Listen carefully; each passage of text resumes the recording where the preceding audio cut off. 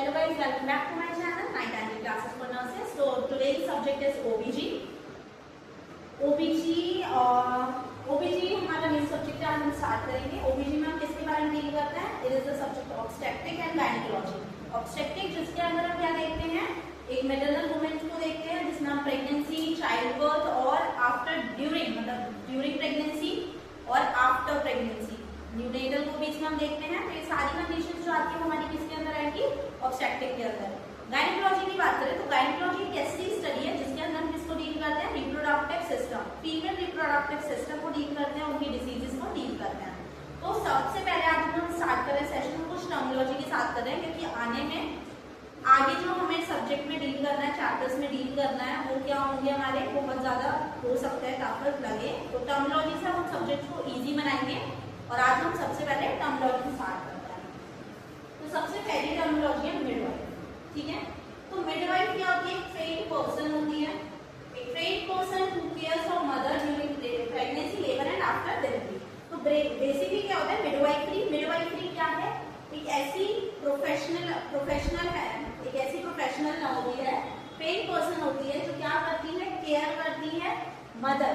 अब मदर की केयर कब कब करेगी? हमने बोला कि हम ऑब्स्टेट्रिक में किसको डील करते हैं? Pregnancy, labour and after delivery. मतलब जो प्रेगनेंसी है उसके दौरान जो भी कंडीशंस ऑफर हो रही है उस टाइम पर एक केयर प्रोवाइड करना, लेबर के दौरान केयर प्रोवाइड करना और डिलीवरी के बाद केयर प्रोवाइड करना। ये हम किसके अंदर डील करते हैं?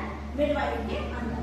मतलब एक ऐसी प्रोफेशनल, एक ऐसी ट्रेन्ड नर्स जो किसमें क्या करती है? प्रेगनेंसी, लेबर और आफ्टर चाइल्ड बर्थ मदर को देखती है। Then pregnancy. प्रेगनेंसी क्या होती है? कंडीशन है। It is a condition. It is a condition in which a woman carries a developing foetus in uterus. तो बेसिकली क्या होती है? प्रेगनेंसी एक ऐसी कंडीशन होती है जिसके अंदर एक मदर अपने यूट्रस में, अपने वोम में एक फीटस को क्या करती है? प्लेस करती है। इस कंडीशन को हम क्या बोलते हैं? प्रेगनेंसी। तो हमें पता होना चाहिए कि फीटस क्या होता है। तो फीटस की बात करें, फीटस क्या है? Baby after 8 weeks till birth से, मतलब 8 वीक के बाद, 8 वीक के बाद मीन्स 8 वीक के तुरंत बाद, प्रॉपर 8 वीक नहीं होना चाहिए, मोर देन आफ्टर 8 वीक्स और टिल बर्थ तक हम बच्चे को क्या बोलते हैं? फीटस। तो किसके अंदर बोलते हैं? फीटस। बेसिकली हमें इसे याद रखना है आफ्टर 8 वीक्स। देन हम बात करें एम्ब्रियो। एम्ब्रियो क्या होता है?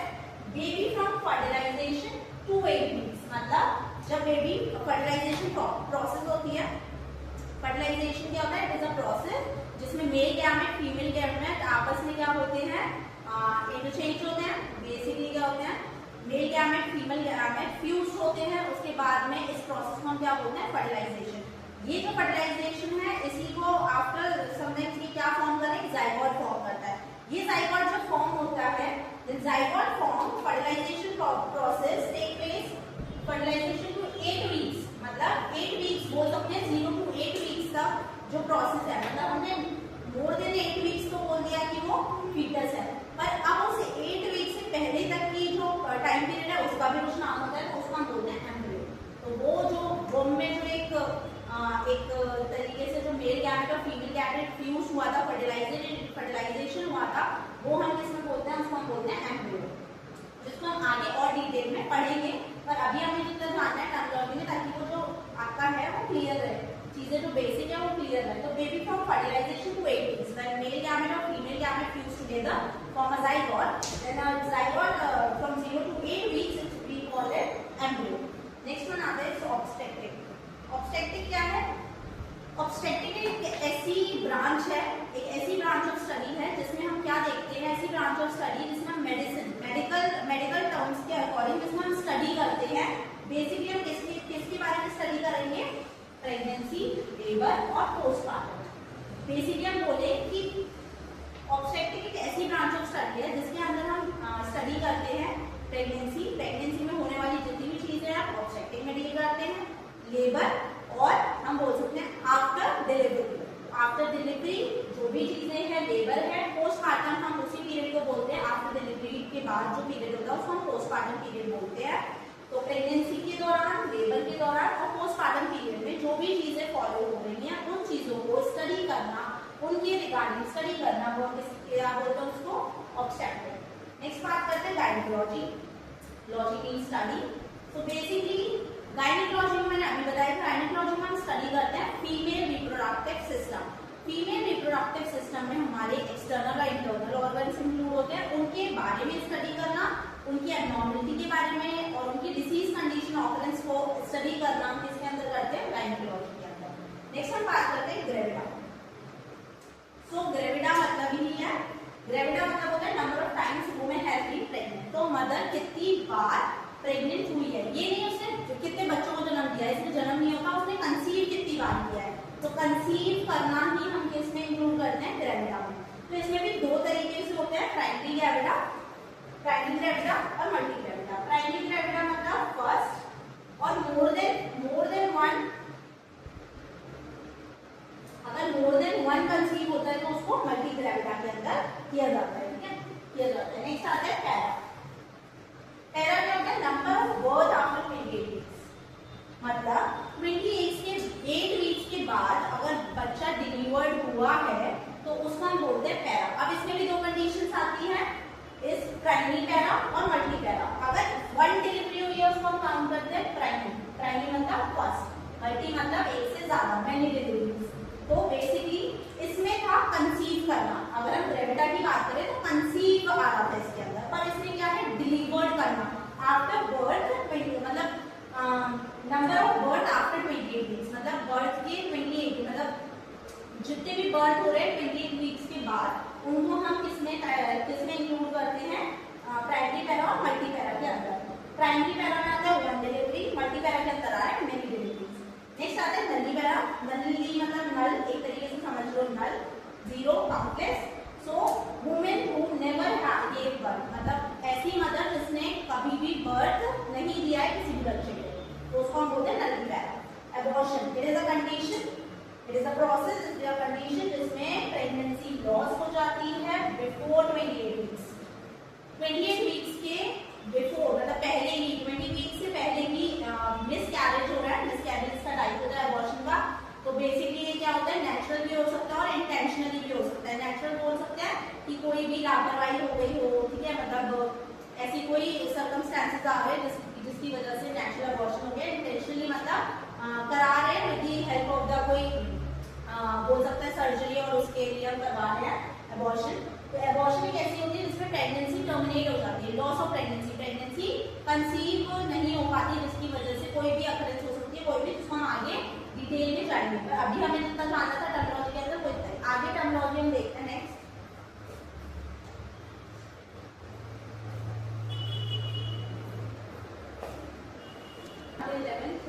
गेस्टेशन। गेस्टेशन एक ऐसा पीरियड होता है जिसके अंदर क्या होता है, एक ऐसा पीरियड मतलब बोल सकते हैं ड्यूरेशन ऑफ प्रेगनेंसी, मतलब ऐसा पीरियड जिसके अंदर जिस दौरान आपकी प्रेगनेंसी के दौरान जो टाइम पीरियड चलता है उसको गेस्टेशनल पीरियड कहते हैं। गेस्टेशनल मीन्स होता है ऐसा ड्यूरेशन जिसमें प्रेगनेंसी है, ठीक है, ड्यूरेशन ऑफ प्रेगनेंसी को ही हम क्या बोलते हैं, गेस्टेशन। अब ये कितनी होती है, नॉर्मली ये 40 वीक्स की होती है, 40 वीक्स। और डेज की बात करें तो ये कितनी होती है, फुल टर्म प्रेगनेंसी जो बोलते हैं वो हमारी कितनी होती है, 40 वीक्स की होती है, 280 डेज की होती है और 9 मंथ्स की होती है। देन आता है एंटीनेटल। एंटीनेटल और या हम इसको बोल सकते हैं प्रीनेटल। एंटीनेटल और प्रीनेटल का मतलब होता है पहले, एंटी मतलब होता है पहले, प्री मतलब पहले।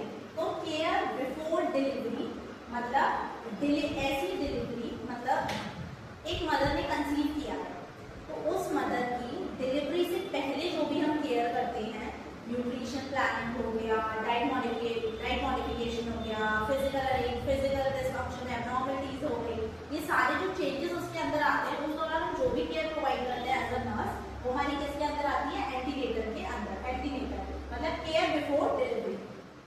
नेक्स्ट हम बात करते हैं इंट्रा। इंट्रा मतलब होता है ड्यूरिंग। तो जब डिलीवरी होने वाली है, मतलब होने वाली है, मतलब बोल सकते हैं कि उस पीरियड को जिसमें डिलीवरी हो रही है उस पीरियड को हम क्या बोलते हैं, इंट्रानेटल। तो केयर ड्यूरिंग डिलीवरी, डिलीवरी के दौरान हम जो केयर प्रोवाइड कर रहे हैं वो हमारी क्या आती है, इंट्रानेटल केयर के अंदर आती है, ठीक है। नेक्स्ट हमारा आता है पोस्टनेटल। तो पोस्टनेटल की बात करें आफ्टर डिलीवरी, ठीक है, मतलब हमने जो पहले करी एंटी, बीच में जो हम कर रहे हैं डिलीवरी के, मतलब डिलीवरी के दौरान जो हम केयर प्रोवाइड कर रहे हैं पेशेंट को, वो हमारी इसके अंदर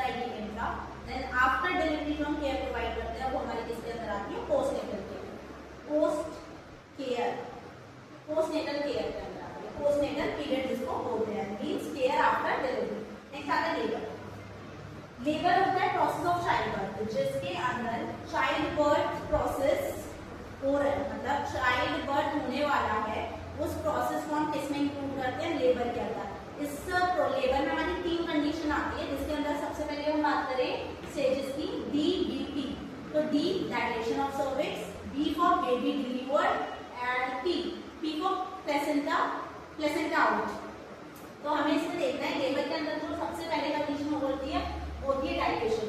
डायलेशन होती है सर्विक्स की 10 सेंटीमीटर तक, देन बेबी डिलीवर्ड होता है, देन प्लेसेंटा को हमें विदिन 30 मिनट्स के अंदर हमें प्लेसेंटा को आउट करना है। नेक्स्ट आता है हमारा कॉन्ट्रैक्शन।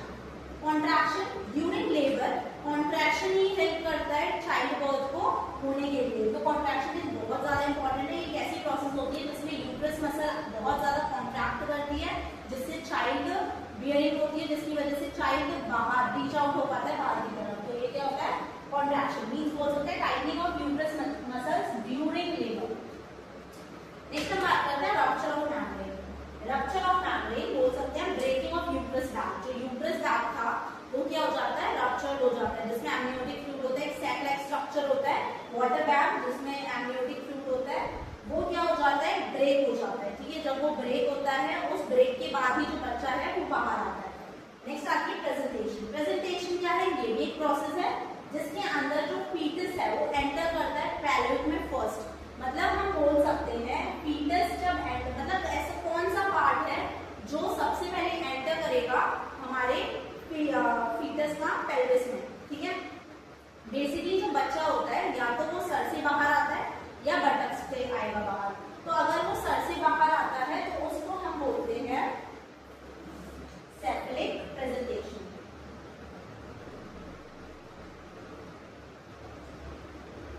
ठीक है, बात करें ब्रीच प्रेजेंटेशन, जिसमें हमारा बच्चा आता है बटक से बाहर। तो ये नॉर्मल होती है और ये एबनॉर्मल कंडीशन होती है। तो प्रेजेंटेशन में और भी प्रेजेंटेशन आती है, इनके अंदर जो डील करता है। तो बेसिकली ये टर्मिनोलॉजी में समझाने के लिए हमें याद रखना है कि पार्ट ऑफ फीटस जो एंट्री करता है फर्स्ट पेल्विस में, या तो वो सेफेलिक हो सकता है या फिर वो ब्रीच हो सकता है, या तो वो हेड से आएगा या फिर वो बटक से आएगा। ठीक है, नेक्स्ट आती है हमारी position. Relation of foetal part to the mother's pelvis, मतलब जो रिलेशन बन रहा है, मींस पोजीशन हम बोल सकते हैं पोजीशन कौन सी बन रही है।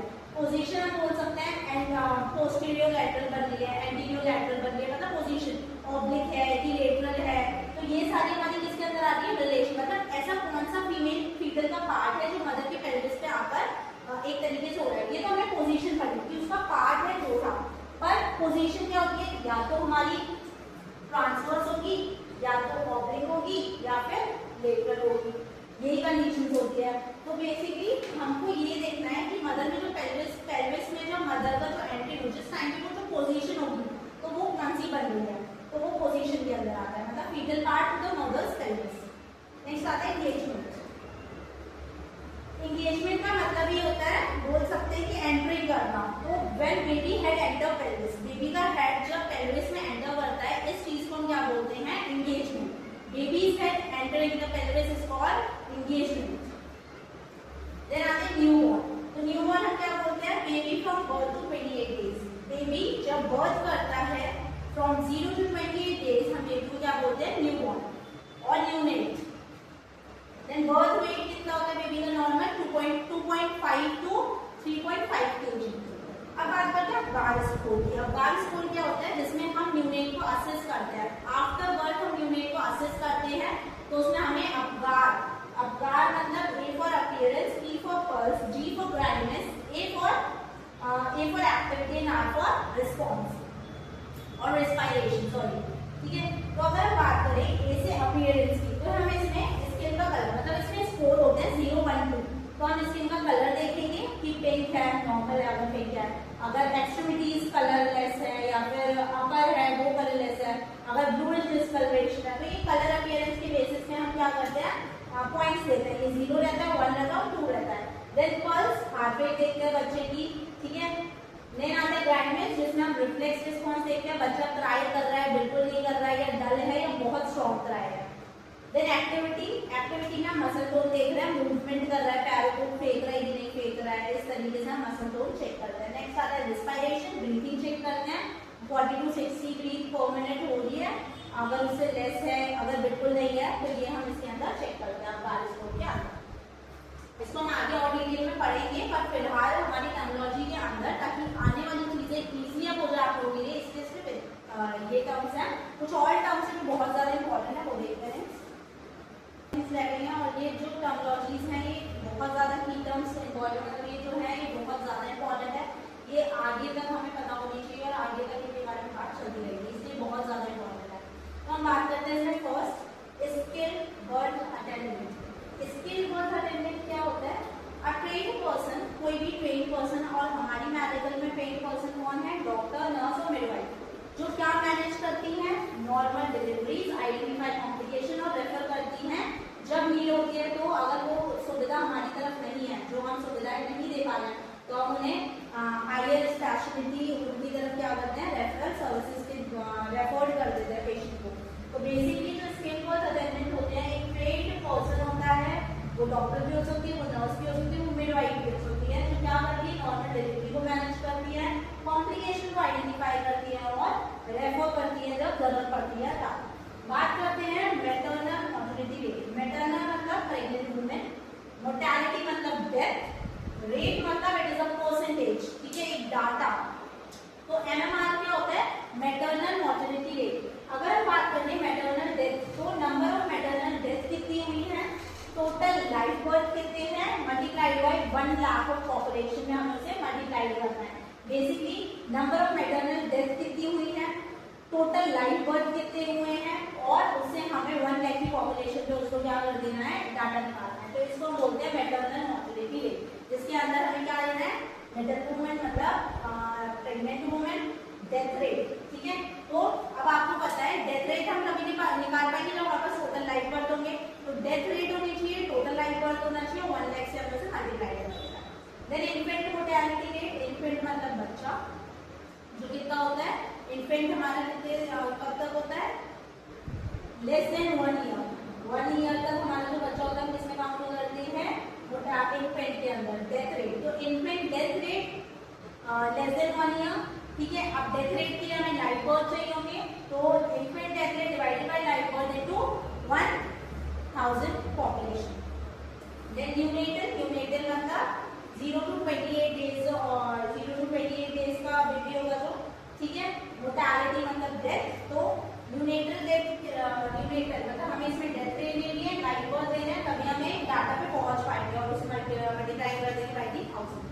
नेक्स्ट में आता है पेरीनेटल। पेरी मतलब, पेरी में क्या आता है? हमारा दोनों बर्थ आ जाएंगे, हमारे पेरी में दोनों बर्थ आएंगे, मतलब अर्ली न्यूनेटल वाला और स्टिल जो हमारा है, मतलब बोल सकते हैं 28 वीक से पहले का बच्चा, लेस देन 28, मोर देन 28 वीक्स बोल सकते हैं। पेरीनेटल मोर्टेलिटी रेट में हमारा क्या आएगा? More than 28 weeks of baby, then first 7 days, मतलब फर्स्ट जो 7 डेज तक जो बच्चा है, मतलब 7 डेज तक का जो बच्चा है, तो उसके बाद उसकी डेथ होने की चल रही है, तो हम उसे किसमें लेते हैं? Early neonatal death. 7 डेज के अगर एक्स्ट्रा 1 भी डेज जा रहे तो उसको इसमें काउंट नहीं करेंगे। 7 डेज की मतलब 7 डेज होने चाहिए, मतलब फर्स्ट 7 डेज में अगर हमें डेथ देखने को मिल रही है, तो हम उसमें कितना लेते हैं? अर्ली न्यूनेटल डेथ में देते हैं। ये कोई भी कॉम्प्लिकेशन के कारण हो सकता है, वो या प्री टर्म बेबी हो गया है, तो उसमें भी हमें ये डेथ देखने को मिलती है। तो फर्स्ट 7 डेज हो गया। स्टिल बर्थ मतलब ग्रेटर देन 28 वीक्स, ठीक है, ग्रेटर देन 28 वीक्स, है ना। तो स्टिल बर्थ में ग्रेटर देन 28 वीक्स लेना, अर्ली न्यूनेटल में हमें फर्स्ट 7 डेज तक के बच्चे को लेना है, देन टोटल बर्थ लेना है, मतलब उस दौरान जितने भी बर्थ हुआ है वो पूरा लेना है। Next vital statics. वाइटल मतलब होता है इम्पोर्टेंट, स्टैटिक्स मतलब डाटा। तो हम इसके अंदर वाइटल डाटा लेते हैं, एक तरीके से हम परसेंटेज में डाटा निकालने के चक्कर में हम ये सारी चीजों को लेते हैं ताकि हम असेस कर पाए चीजों को। तो वाइटल स्टैटिक्स के अंदर हमारी बर्थ आती है, डेथ आती है, मैरिज आती है।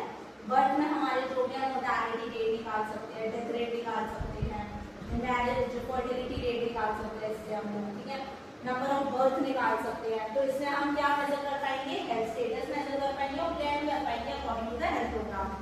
जो चीजें हमें जो कॉम्प्लिकेशन देखने को मिल रही है, बच्चों को क्या प्रॉब्लम्स हो रही है, मैटरनल वुमेन्स को क्या प्रॉब्लम हो रही है, उसके रिगार्डिंग हम ये सारी चीजों में प्रोवाइड करा पाएंगे। तो वाइटल स्टैटिक्स अगर हमें पता होगी तो हम प्रॉपरली कॉम्प्लिकेशन आइडेंटिफाई कर सकते हैं। तो बेसिकली एक अगर हम बात करें मेटरनल मतलब प्रेग्नेंट वुमेन, इन्फेंट मतलब 1 ईयर मतलब 1 साल तक के बच्चों को हम इन्फेंट में काउंट करते हैं। नेक्स्ट आता है हमारा न्यूनेटल 0 to 28 डेज, पेरिनेटल में हमारा स्टिल बर्थ और 37 डेज बाद बेबी आता है। वाइटल स्टैटिक्स में बर्थ डेट मैरिज और भी चीजें आती हैं। तो ये सिर्फ हमारी टर्मिनोलॉजी थी और ये हमारी एंड तक चलेगी। तो आज के लिए बस इतना ही। कल हम जो लेंगे वो हमारे करंट सिनेरियो लेंगे, friends current scenario trends in India and vital statics हम नेक्स्ट कवर करेंगे। कोशिश करेंगे जल्दी से जल्दी सिलेबस को कवर अप करा पाए।